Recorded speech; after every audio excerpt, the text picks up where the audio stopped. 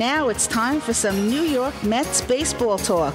Here's Gary Mack bringing you the latest news and analysis from Mets Nation and the world of baseball on another edition of Mets Musings.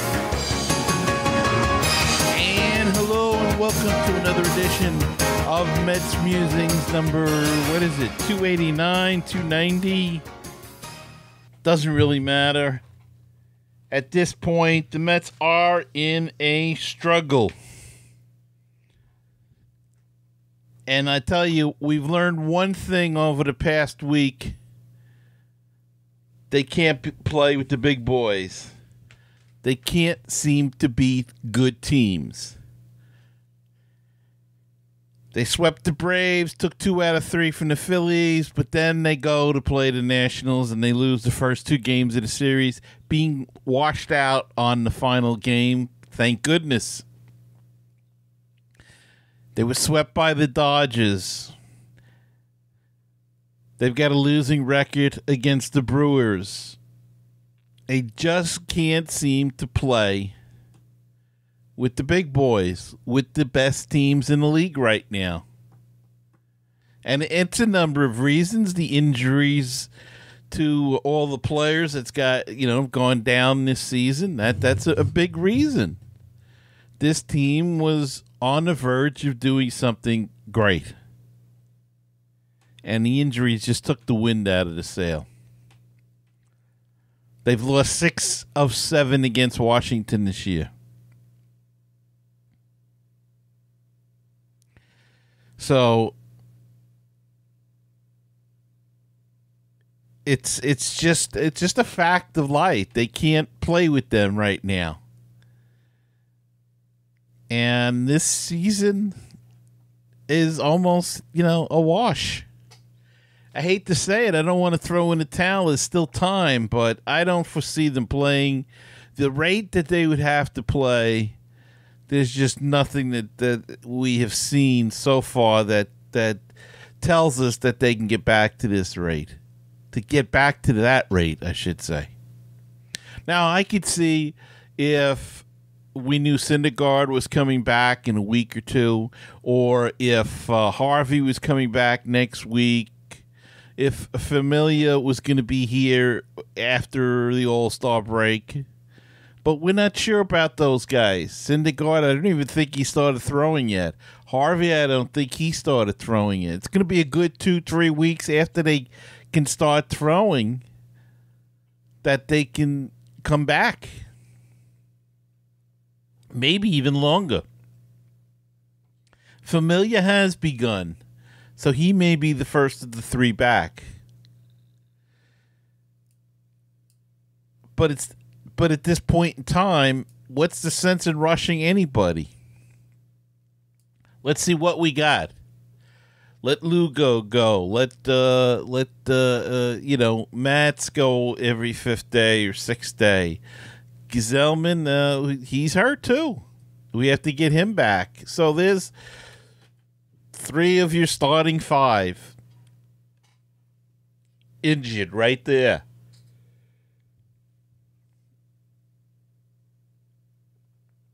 It's just been a rough season injury-wise, and our starting second baseman, our shortstop we lost for a period of time, outfielders, Conforto now is on the DL. He started a rehab assignment.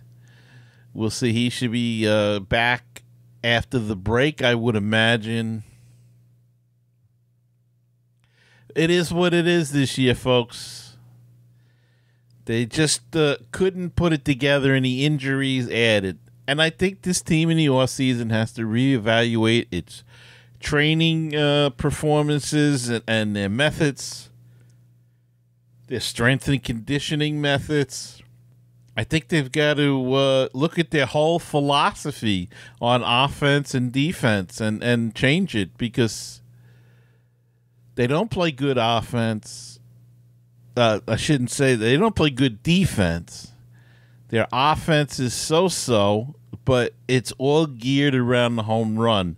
I think they need to get a little younger, a little faster, and Can we please see Ahmad Rosario and Dominic Smith in the second half? Why not bring these kids up and let them play? And let's see what they can. Let them get a taste. Let them get the experience of the major leagues. And if they struggle, they struggle. If they're going to make it, they're going to bounce back. Look, Conforto struggled, but look, he bounced back. You have to learn. There's nothing further they can do at AAA. Let's see what they can do up here. Maybe to infuse some life into this club right now. But let's see those guys up here in the bigs playing for this team. In other Mets news, a AAA pitcher for the New York Mets is on the disabled list with a concussion following an unusual and unfortunate ordeal on a road trip in Salt Lake City. Logan Taylor, a 25-year-old reliever for the Las Vegas 51s, was attacked by a homeless man in Salt Lake City on Saturday afternoon who demanded his wallet and then hit him over the head with a tire iron. Jeez. The man was later arrested by authorities, but Taylor remains on the disabled list after getting 6 or 7 staples in his head, according to the Las Vegas Review-Journal. 2 other 51 players, Dominic Smith and Kevin McGowan, were with Taylor and witnessed the attack. The homeless man approached them with a tire iron and a bag full of rocks before the attack. Wow, how crazy is this?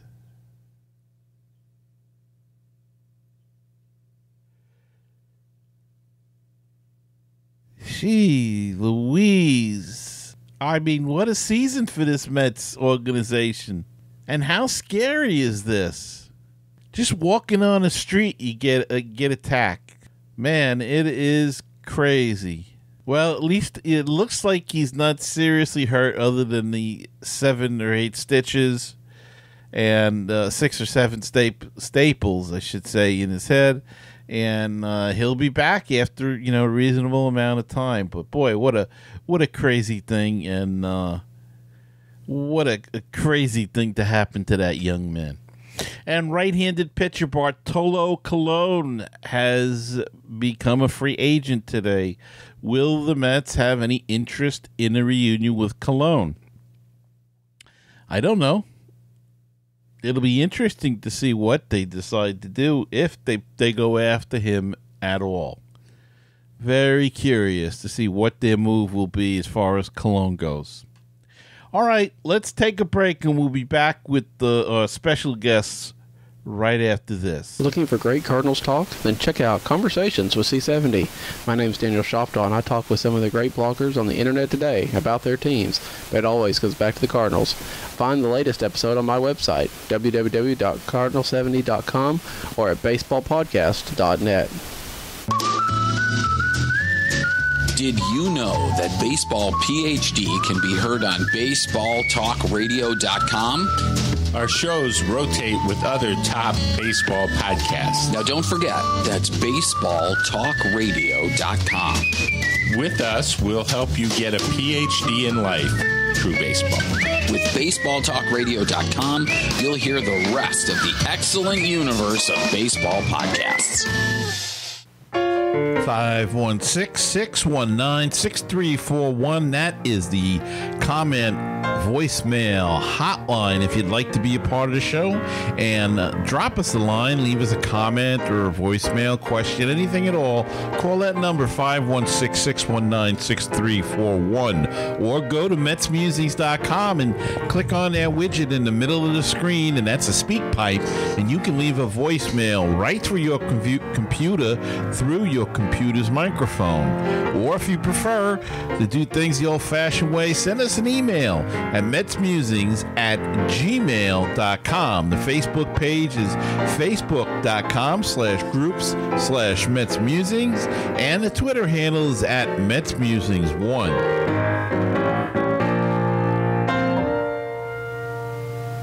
With all the Mets news, it is the news from around the world and around the corner.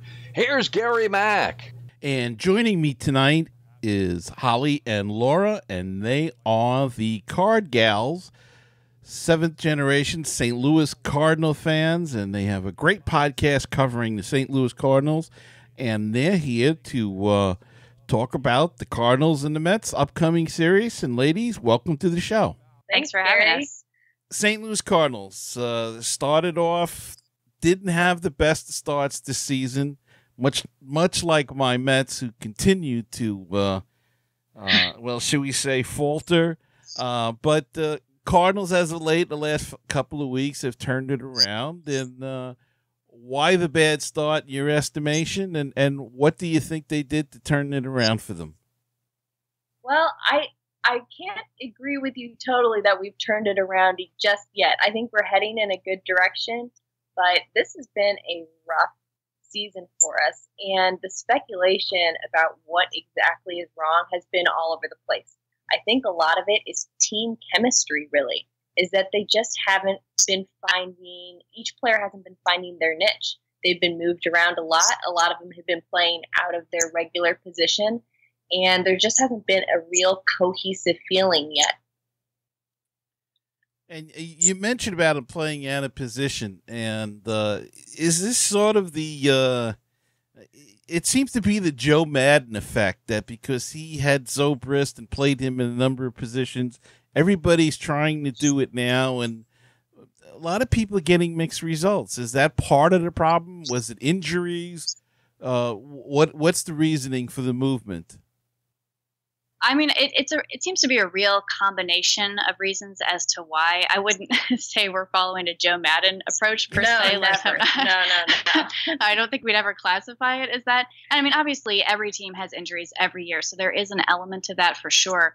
But I think it's one of those cases where we had a pretty strong spring training starting off. So I think that when the actual regular season started, it confused everyone why we were struggling right off the bat. So I think from our perspective, it was almost a scramble to shake things up very quickly and see if we could jolt some kind of energy back into the team, some kind of wins.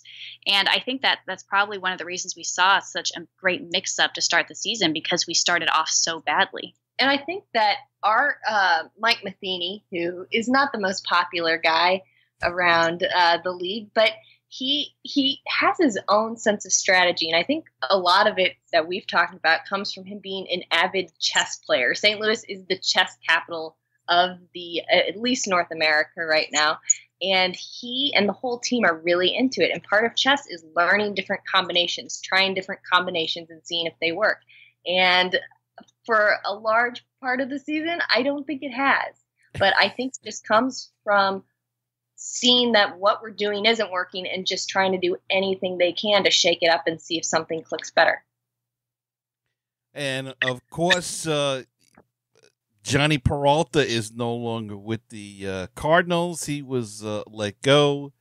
Kind of surprising, because he helped them a couple of years ago, and then they signed him to a contract.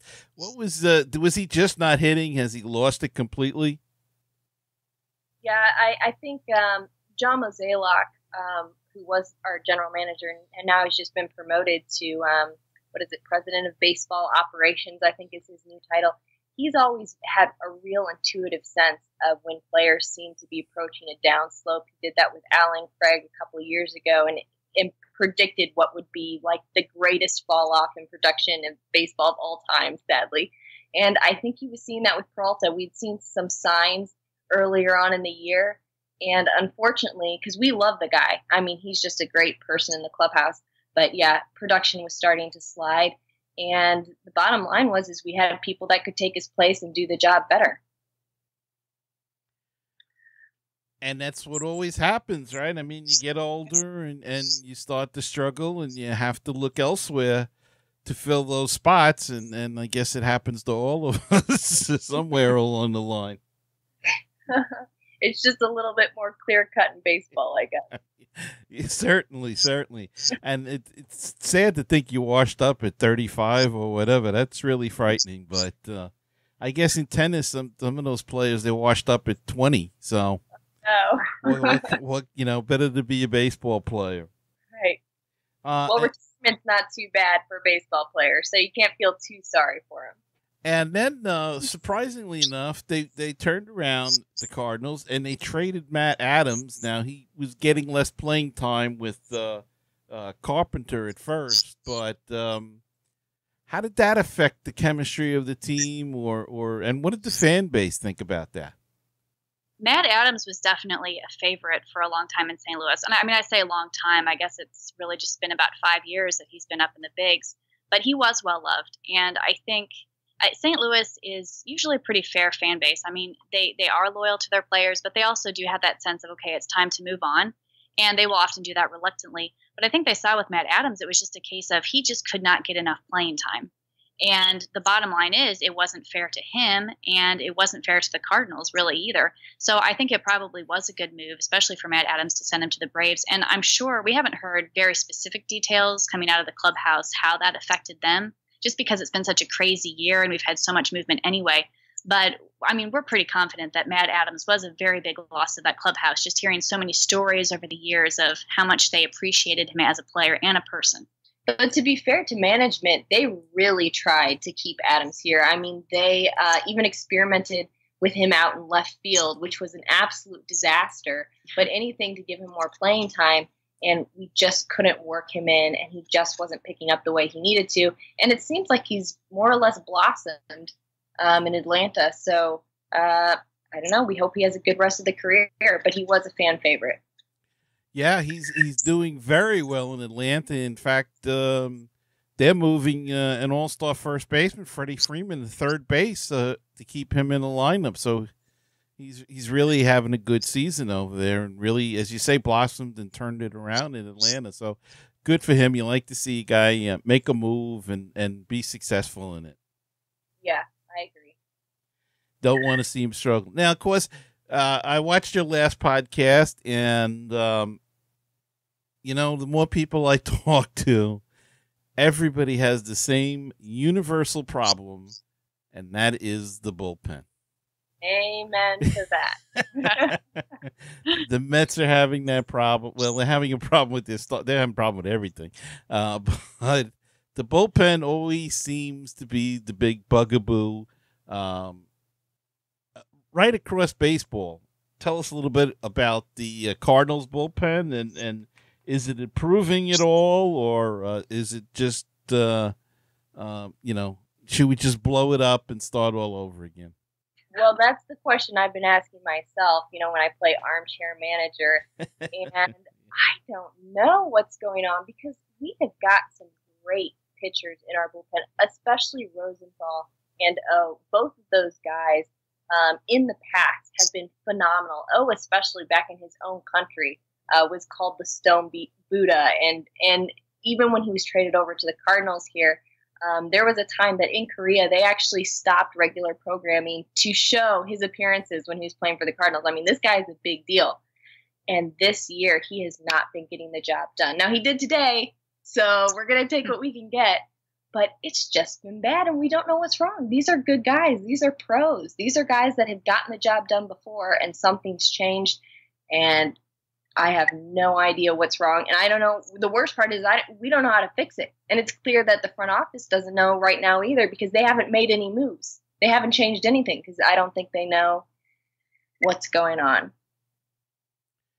Well, you talk about making moves. Do you think that the Cardinals will make a move or try to make a move to strengthen the bullpen, whether a big move or a smaller move to strengthen the team for the second half? And with the trade deadline is 15 days, 25 days away.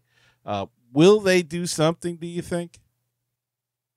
I think it's inevitable that something is going to happen to the bullpen. I think every season we see something happen, even if it's minor. And I think especially this year, we're going to have to see something. I don't think there's really any question. So, I mean, our biggest question as Cardinals fan base right now is, who are we going to send away to fix that? And we've talked a little bit about, well, maybe Lance Lynn, maybe Trevor Rosenthal would be candidates for being sent away, which we have our we have our own qualms with in a certain respect. But yeah, I think as far as the bullpen goes, something will definitely be done. But this is what I'm wondering really is, who are you trading for in this position? Because we already have these really solid guys. On paper, we've got a great bullpen. Well, we've got who has 17 saves. I mean, Rosie has, what does he have, 11 holds. So these guys yeah, you're right. As far as the numbers go, it even looks good. Yeah, they've got the resumes, but they're not performing. So they allow too many base runners. That's the problem. Gary, what have your thoughts been on the bullpen woes? For the Cardinals or the Mets? Well, I mean, this really is a problem around baseball. I think we've seen this season in particular. But, bullpens are crazy. I mean, one year they'll be spectacular, and then the next season, the same guys will just be stinko. And it's really hard to put your finger on it, as you say. It's so difficult because you never know how they're going to perform, and you never know. Starting pitching, you can more or less get a grip on what they're going to do. But the bullpens, it just I give you an example. We had we have Fernando Salas in our bullpen, and last year he was terrific. Really getting guys out, no problem, put him in tough situations. This year he's getting hammered all over the place. You don't know if it's an injury, you don't know if it's mechanics. That's the whole problem. But and I think sometimes with a bullpen, especially, success can be catching, and so can failure. And I think that happens sometimes where maybe a guy is trying to pick up his buddy who's not getting the job done, and he tries too hard. And, sometimes it's such a precise art that if you throw too hard, the ball might straighten out, and it's easier to hit. It's just crazy sometimes. But bullpens, everybody I talk to, I talk to the Cubs guys and the Pirates guy, everybody says the same thing, and pitching in general, but really the bullpen. And you know what? The bullpen has actually been our strong suit in years past, which is why I think the Cardinals have had such a successful run at things for the past several years. But this year, it really is a question. Do you hold on to these guys that have the potential to be really good and just kind of give it to them that they're having a bad year? Or do you try to get rid of them for somebody who's having success right now? It's a problem. I guess it really depends upon where you are in the race, and if you figure you can make a run. And look, the Cardinals are only 5.5 games back, and nobody really seems to want that division. Milwaukee, hats off to Milwaukee. They've had a great season so far, and nobody expected them to be where they are. But the Cubs are struggling mightily, and that division, Pittsburgh's starting to climb back into the race a little bit. The Cardinals are definitely in the race. So anything can happen in the second half. So I guess that's where you have to decide, do we have a shot, and do we have to make that move? Absolutely. And I think that's where we are right now at 5.5 back. We're kind of really on the fence, I think. Is it too far back? Do we still have a good shot? And I think as far as we're concerned, 5.5 back, it's not great, but it's definitely not time to give up. And that's our personal opinion, though. Yep. Right. And I would agree. The Mets are, I haven't looked. I think I saw 11.5 back. It's not good. No. And they should be sellers for other reasons. They have some guys in the minors that they can fill slots with that they want to take a look at. And also, they have some other young guys that are being blocked. So they have to, in my opinion, they have to move some of the older guys with the contracts coming up and try to bring in some youth, try to refill the farm system.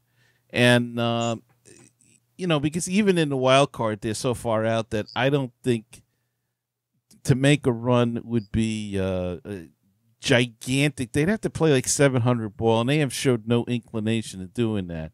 Whereas the Cardinals have been playing better ball, and they're only 5.5 out. And let's face it, it's not the best division in baseball right now. It's a little weak, and it can be had, and and all you have to do is get in the playoffs. Anything can happen after that. That's right. All right. Well, injuries, a lot of injuries going on, or not too many. How have you fared in the new age of injury baseball, where everybody seems to get hurt all the time? I'm kind of scared. I think I need to knock on wood for this one, because we have had, there's always injuries, but for the most part, there hasn't been anything crazy that's gone on this season. The guys have been out for just, a couple weeks usually. Yeah, it's minimal injuries, minimal time. We have Colton Wong, who's out now, for example. Yep. He'll come back after the All-Star break. But nothing we don't have any crazy broken bone stories. Nothing that would make you think, this guy's out for the season. Yeah, and we were plagued with that last year. So I feel like we're for a while, yeah. Yeah, we're getting some karma back or something that we can work in, because, it was so bad last year. But you know what? It's kind of weird to say, but sometimes we like to have a few guys on the DL about this time of year, as long as it's nothing too serious, because then they come back refreshed, right, for the second half. So it's like a vacation before you go to real work. It's not a bad idea, I'll tell you. I agree, because then they're rested, and the guys, they can fill in for the guys that have been playing all the time, and they'll get a little bit of a rest. Do you girls have any opinions on why that there are so many injuries in the game of baseball now? We've talked about this a little bit, and I think one of the things is baseball has changed so much as a game just across the board in the past couple of decades in particular. I think all these guys have started pushing themselves so much harder than they would have a few decades ago. That's just kind of the society and the culture that we live in. You drive harder and harder. You would be better and better. The numbers better, the speed faster. And I think that when that happens, you're inevitably going to have more injuries. I remember hearing an interview with Matt Holliday a few years ago, and he was talking about how the bullpen, they used to call them the bunnies. Like, these guys would come out, and they weren't throwing that hard. It wasn't the same kind of competition that you would have in a ball game today. So I think that's what we're seeing is these guys are just pushing harder and harder as the years go on, and it wears and tears on your body. I think the bottom line is if you drive a Corolla, you might get in a fender bender. If you drive a Bugatti, chances are if you get in an accident, it's going to end in a fireball. It's like these guys are high performance athletes. And I think the harder you push, the bigger the injury is going to be. I just happen to think they're in too good a shape. I think that they all want to look like Adonis and go to Muscle Beach. And I think the body can't take the stress anymore as they used to be able to. One of our announcers, Keith Hernandez, who played for you guys for a number of years, he's fond of saying that he never lifted a weight, but what he did was run in the off season, and he would come into camp and get into baseball shape. And I always remember that. And I don't think these guys, now they don't have to work. So they can get in this terrific shape. But I think that they're using muscles that aren't used for baseball. And I think that's what is hurting them. That's a good point. We have some extremes in our team.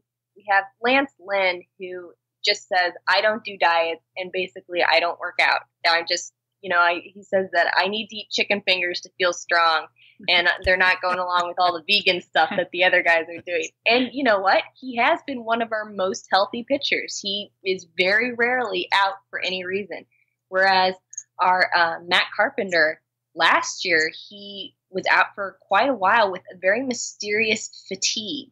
And he has very type A personality, extremely driven, was always the first guy to the ballpark, always working out, great diet and everything. And yeah, he was down and out, and they didn't even know what was wrong with him. He was just on, an IV, just getting nutrients because he pushed it too hard. So there is something to say for moderation.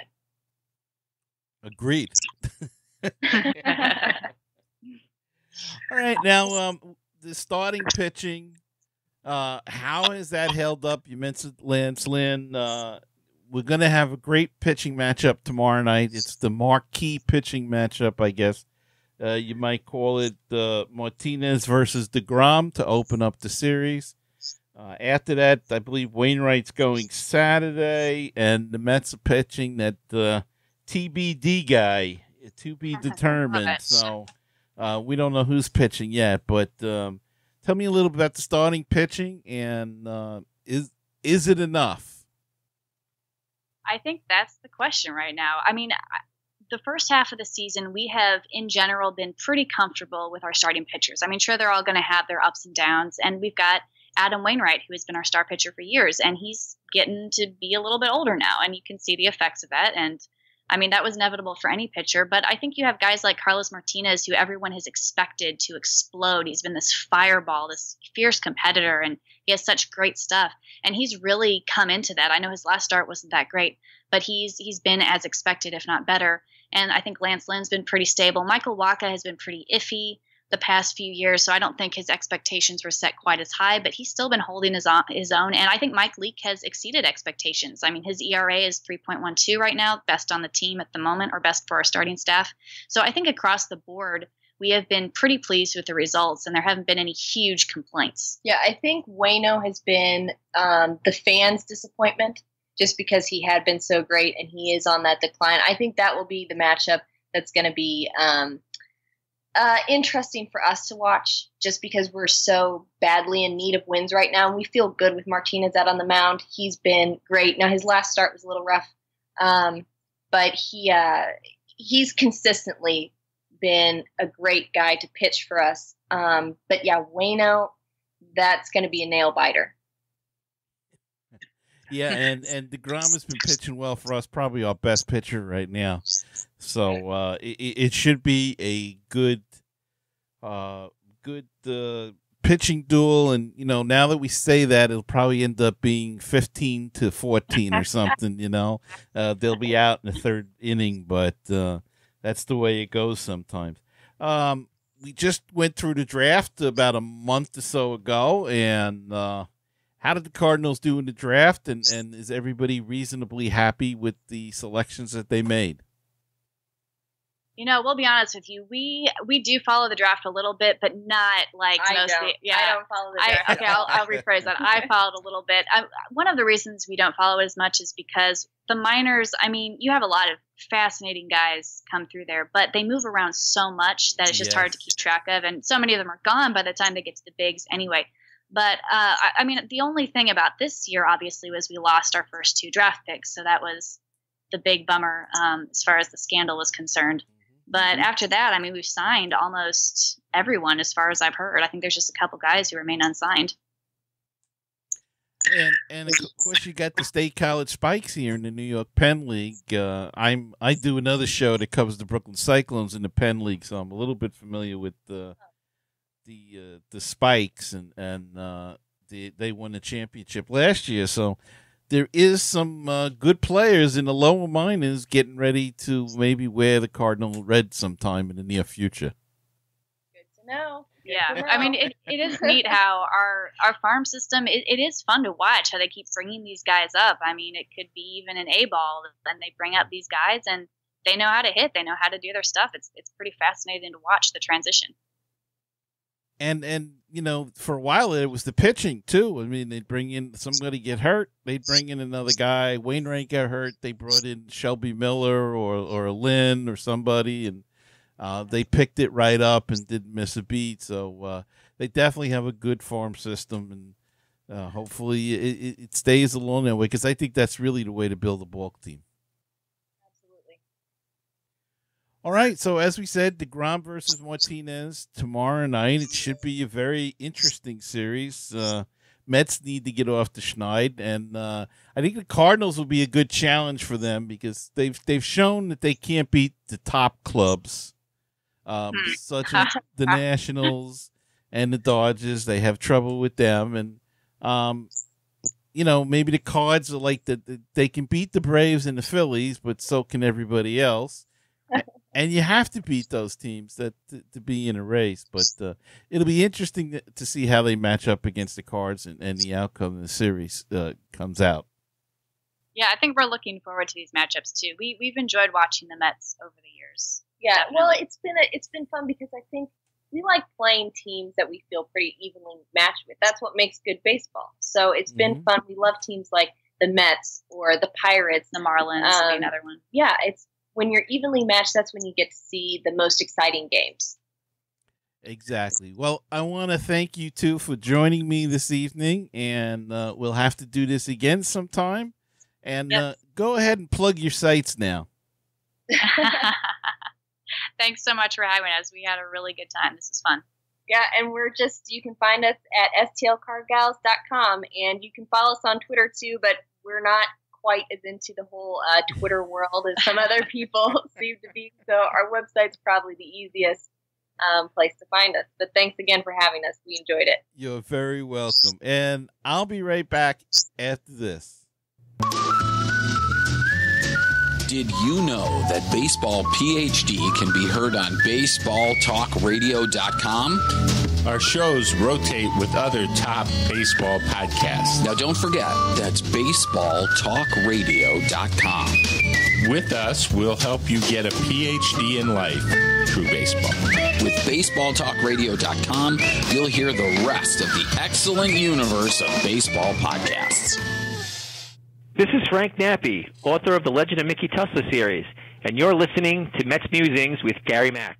And I'm back, and I want to thank my guests, Lauren and Holly, for coming on tonight. And you can listen to them on YouTube, as well as check them out at their website at STLCardGals.com.